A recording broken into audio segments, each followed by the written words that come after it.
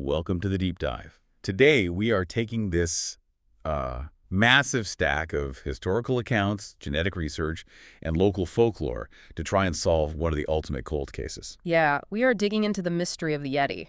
Exactly. And to get us started, I want you to put yourself in this incredibly isolated environment. It's 2008, high up in the mountains of Arunachal Pradesh, India. Right. You're at 12,000 feet. The air is extremely thin, the cold is just biting, and a military camp and a road are under construction. So one of the workers heads down to the local market for supplies. Which is quite a trek. Yeah. He buys what he needs, turns around to head back up the mountain before dark. But he never arrives. He just vanishes into the landscape. Which, I mean, when you consider that altitude and that kind of unforgiving terrain that is already a deeply terrifying scenario for a search party, the margin for error up there is basically zero. Right. Totally zero. So the whole night passes with absolutely no sign of him. But the very next day, a local man is riding his horse up that exact same path, and he spots the missing worker just sitting beside the road. The man calls out, assuming the worker maybe got lost or, had a bit too much to drink. But he gets no response. Oh, wow. And when he finally walks over, he realizes the worker's neck is completely broken. He's dead. Huh? But his body is just propped up there, sitting awkwardly. Now, consider the chilling part. His money and his phone are lying right there on the ground next to him, completely untouched. See, that detail immediately changes the nature of the entire investigation. If the valuables are left behind, you can rule out a robbery. You're looking at something purely motivated by violence or territorial defense. And doctors later confirmed that the damage to his neck required an immense amount of physical force, like a level of force not easily exerted by an average human. Right. But investigators were stumped because it also couldn't have been a typical wild animal attack. There was no blood, no defensive wounds, and absolutely no claw marks on the body. Just that single fatal break. Exactly, just that break. Naturally, locals start whispering. Rumors spread through the camps that police found a massive footprint near the body, along with a single strand of hair that tested as neither human nor animal. The locals were entirely convinced. The worker was killed by the Yetis. It sounds like a phenomenal campfire story, the kind of local legend you expect to hear in remote regions. But you don't even have to look that far back to see how seriously this mystery is taken by official modern institutions. Yeah, that's the crazy part. Right. Fast forward to April 29th, 2019. The official Twitter account of the Indian Army, a highly credible state-run military handle, sent out a tweet claiming that their mountaineering expedition had found footprints of the mythical beast, the Yeti. A modern army tweeting about monsters. Exactly. They included photos of prints measuring 32 by 15 inches, found near the Makalu base camp in Nepal. And they stated they had handed the photographic evidence over to subject matter experts for scientific evaluation. Okay, let's unpack this. We have a modern military force tweeting about a mythical monster, an unexplained death in the high mountains, and an obsession that has captivated the globe for decades. Today, we are putting all of this under the microscope. We're going to look at the history, the biology, and the science of the Abominable Snowman. It's quite a journey. It really is. Let's start with what the Yeti actually is, at least according to the people who share its habitat. Based on accounts from the Bhutanese, we're talking about a creature that is 7 to 8 feet tall, weighing anywhere from 90 to 180 kilograms. That's massive. Huge. Its body is supposedly covered in long reddish-brown or gray-black fur, except for its face. The specific behavioral traits mentioned in the local folklore are incredibly detailed, too, which is something you always want to look for when analyzing oral histories. Right. For instance, legends say the Yeti cannot physically twist its body to look back. It has to turn its entire torso. Like a stiff neck. Exactly. It walks upright but swings through trees using its hands and legs. It's said to carry large stones to use as weapons. It communicates by whistling, and it emits an absolutely terrible smell. Understandably, it is viewed by many locals as a harbinger of bad times or even death. But those details are so oddly specific, especially the inability to turn its neck. Where does the name Yeti actually originate anyway? Well, the linguistic origins are just as revealing as the physical descriptions. The word Yeti comes directly from the Tibetan language, specifically from the Sherpa ethnic group. It's a combination of two words, ya, meaning rock or cliff, and te, meaning bear. Cliff-dwelling bear. Literally, yes. Cliff-dwelling bear. And the roots of this lore go incredibly deep, predating modern religion in the area.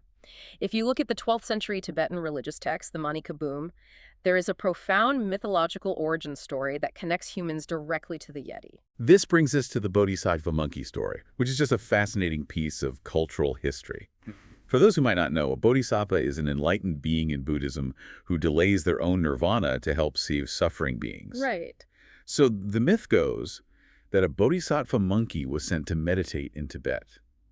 While he's meditating, he is approached by a rock ogress named Sinmo. She asks him to marry her. He wants to remain celibate, but she essentially gives him a cosmic ultimatum. Marry me, or I'm going to marry a demon and give birth to monsters that will destroy everything. That is a very effective, if extreme, negotiation tactic. It definitely forced his hand. The monkey marries her, and they have 6 monkey-human children.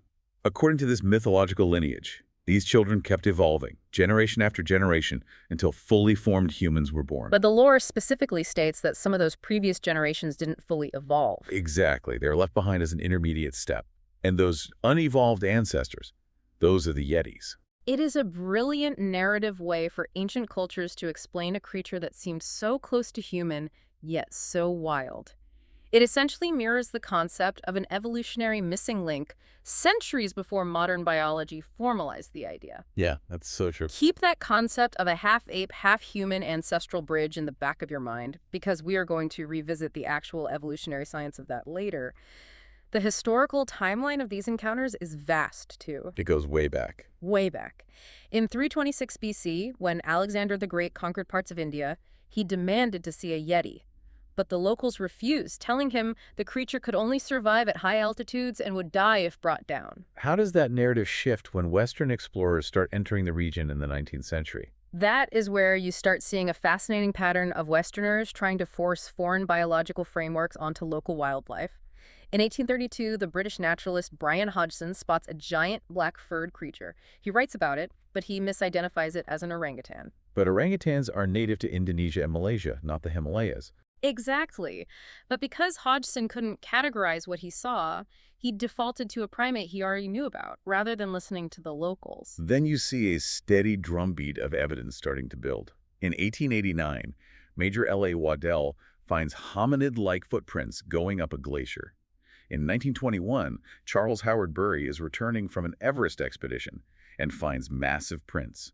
His local guides refer to the creature as Meto Kangmi, which translates to man-bear snowman. And this brings us to a truly hilarious linguistic accident that forever changed pop culture. The journalist interviewing Howard Bury's team attempted to translate the word Meto, but they got it fundamentally wrong. Instead of translating it as man-bear, they translated it as filthy. So for a brief moment in history, we had the filthy snowman. Precisely, the filthy snowman. And then newspaper editors got their hands on the copy. They decided filthy just wasn't dramatic enough to sell papers. Of course. So they polished it up and changed it to abominable.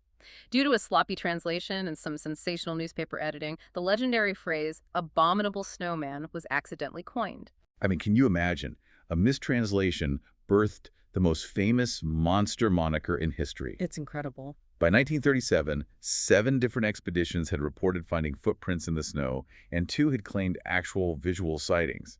But the real turning point, the moment the Yeti transformed from a regional curiosity into a global phenomenon, happened in 1951. Right, because of the political shift. Yeah. Before this, the Rana dynasty ruled Nepal, and they strictly kept Western foreigners out. But when the dynasty fell in 1951, the borders opened up and the Yeti gold rush officially began. That gold rush was sparked by one very specific piece of evidence. The British mountaineer Eric Shipton and surgeon Michael Ward were at the Menlung Glacier looking for an alternative route up Everest. They found footprints in the snow, massive ones. How big? 13 inches long and 8 inches wide. Shipton didn't have a measuring tape, so he placed his ice axe next to the print for scale and snapped a photo. You have to imagine how impactful that image was at the time. A footprint larger than a size 14 man's shoe, sitting alone in the untouched snow. That photo goes globally viral, and suddenly, everyone wants to be the one to capture the Yeti. What's fascinating here is just how well-funded and obsessive this global craze became. In 1953, the British newspaper The Daily Mail funded an expedition that cost the equivalent of $1.35 million in today's money. Wow. Over $1 million for a monster hunt? Yeah. During this trip, they visited the Pengbosch Monastery, which locals claimed held a Yeti skull. The team managed to take a hair sample from the relic, but when experts finally tested it back in a lab, they concluded it didn't belong to an unknown creature. In fact, it didn't belong to a human or an animal. It wasn't even hair at all. But the hype train was already moving way too fast for science to catch up. From 1957 to 1959, you have Tom Slick, an American millionaire oil man, funding multiple expeditions. He was out there using bloodhounds that were specifically trained to track mountain lions and bears. He was deeply committed. He spent months studying alleged Yeti mummified hands and skulls. He actually came back to America and announced his conclusion that there wasn't just one Yeti. He believed there were 3 distinct types of Yetis. One was supernatural, and 2 were real animals. Right. Tragically, before he could publish his full scientific findings to the world, he died in a plane crash. By this point, the Yeti had fully invaded global pop culture. There were Hollywood movies like The Snow Creature and The Abominable Snowman, and of course the creature famously starred alongside the beloved comic book character Tintin in the 1958 run of Tintin in Tibet. The obsession reached a point where actual governments had to step in and legislate it. In 1959, the U.S. and Nepalese governments came together to issue official regulations for Yeti hunting because they both genuinely believed it might be real. Nepal instituted a massive 5,000 rupee permit fee. They completely banned hunting the Yeti, except in strict cases of self-defense. If you miraculously managed to capture a live Yeti, the law mandated you had to surrender it immediately to the Nepalese government. You couldn't even release a press statement without their explicit permission. Which brings us to the skeptics, the scientific method, and some truly wild attempts to secure definitive proof. You mentioned the Pangboche Monastery earlier. Let's look at the Irish-American explorer Peter Byrne. He spent 38 months over 5 expeditions searching the Himalayas. He desperately wanted access to the so-called Yeti hand kept at that monastery. The monks didn't want to give it up, though, right? No, they initially refused, warning him that tampering with it would bring bad luck. But Byrne was persistent.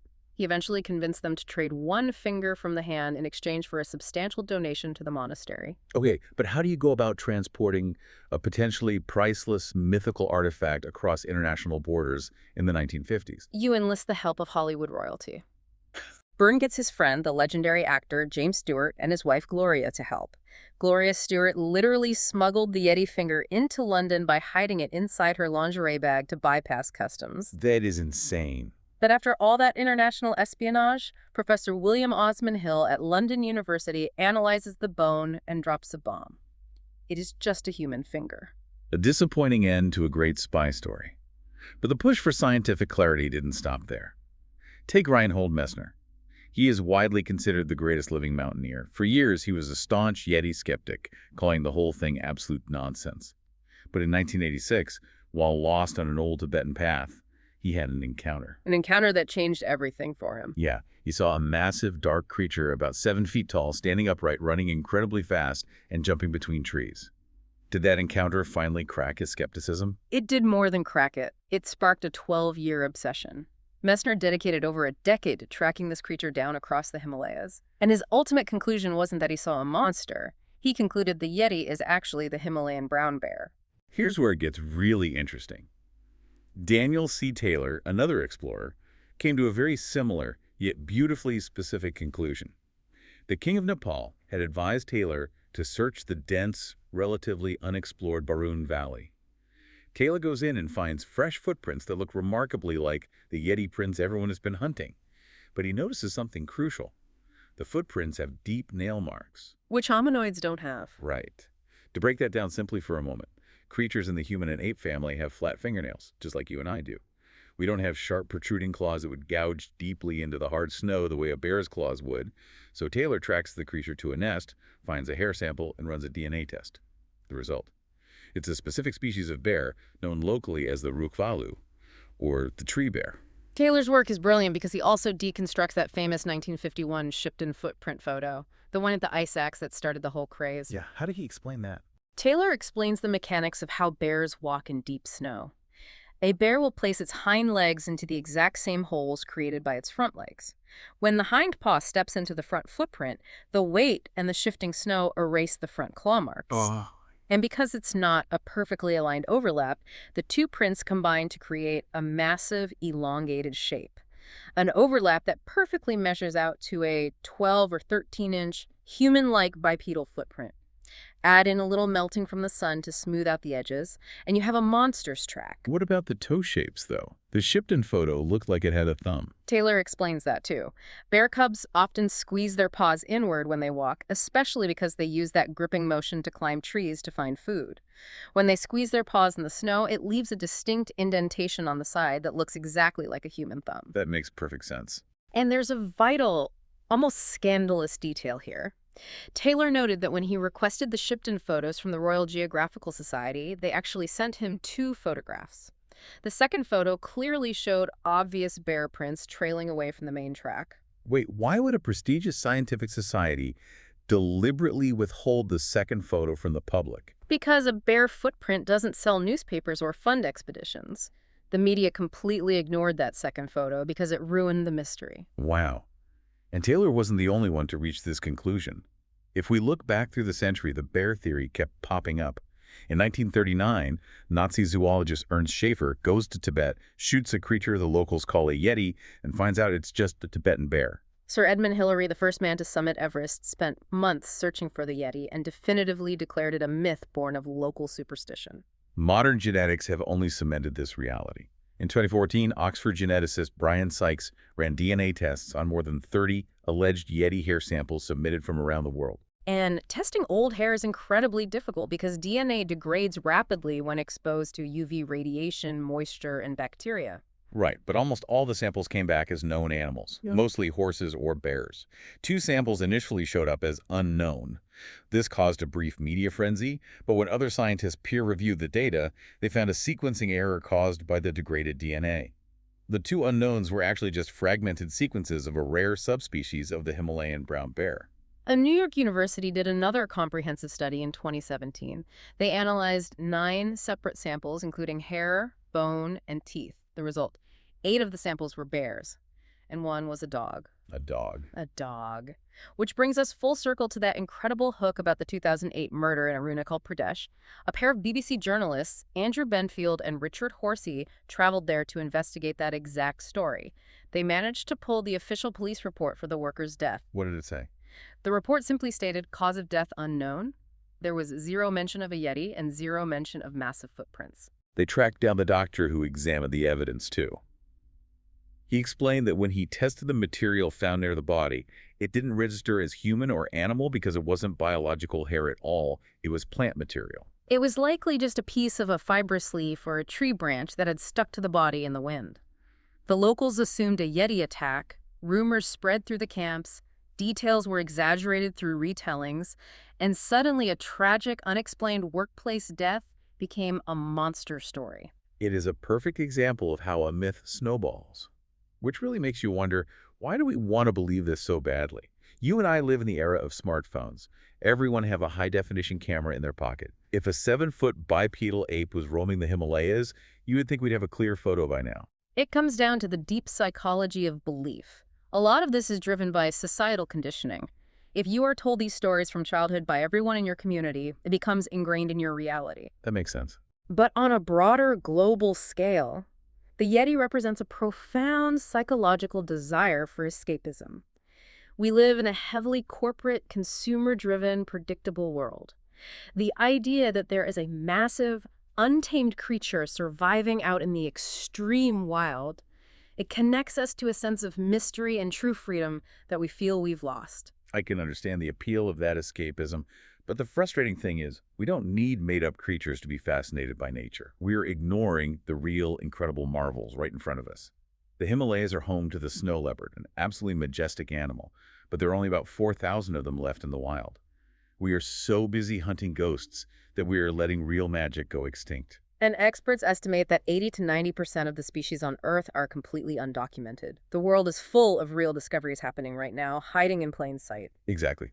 In 2020, scientists in Myanmar discovered the Popolangor monkey. It literally looks like it's wearing white spectacles. It has existed for 1 million years, but we only just found it, and there are barely 200 left. In 2023, scientists found a new species of legless skink lizards in Angola. And just this year, in 2024, down in the ocean's midnight zone, they discovered the glowing mystery mollusk. It is totally transparent, invisible in the water, but its internal organs can light up like a glowing bulb. If we connect this to the bigger picture, the profound irony is that the Yeti itself might actually be rooted in a real, magnificent creature from our deep evolutionary past. Okay, tell me more. Remember that bodhisattva myth about the unevolved ancestral ape? Let's talk about the Gigantopithecus. This was a real animal documented by the fossil record. It was an ape that stood up to 10 feet tall, weighed roughly 200 to 300 kilograms, was covered in thick fur, and could walk on two legs. It matches the physical description of the Yeti almost perfectly. So there really was a 10-foot ape roaming Asia. Yes. It lived in the regions near the Himalayas from about 2 million years ago, up until roughly 200,000 years ago. This timeline means early species of humans, like Homo erectus, almost certainly encountered it. That is wild. Imagine you are an early human trying to survive the elements, and you see a 10-foot, 300-kilogram ape walking on two legs through the snow. That kind of encounter would inflict an incredible amount of ancestral awe and terror. Those encounters would have been passed down orally around fires, generation after generation, slowly morphing over hundreds of thousands of years until the fading memory of the Gigantopithecus evolved into the enduring folklore of the Tibetan Yeti. So what does this all mean? For me, it shows the tragedy of human nature. We spend millions of dollars and decades of our lives chasing a myth, constantly striving to capture the impossible thing we don't have. And in doing so, we completely neglect the fragile, breathtaking treasures that are actually in our grasp, like the very real, very vulnerable animals facing extinction today. And this raises an important question for you to mull over as we end this deep dive. Think about that 1951 photograph by Eric Shipton. A simple picture of a bare footprint, slightly erased by a hind paw and melted by the sun, went completely viral and launched a 70-year global obsession. It worked simply because we inherently trusted what a camera captured. What happens tomorrow? We are rapidly entering an era of advanced AI and deepfakes. Very soon, someone could generate a flawless 4K video of a remarkably realistic Yeti walking through the snow, and it will be completely indistinguishable from reality.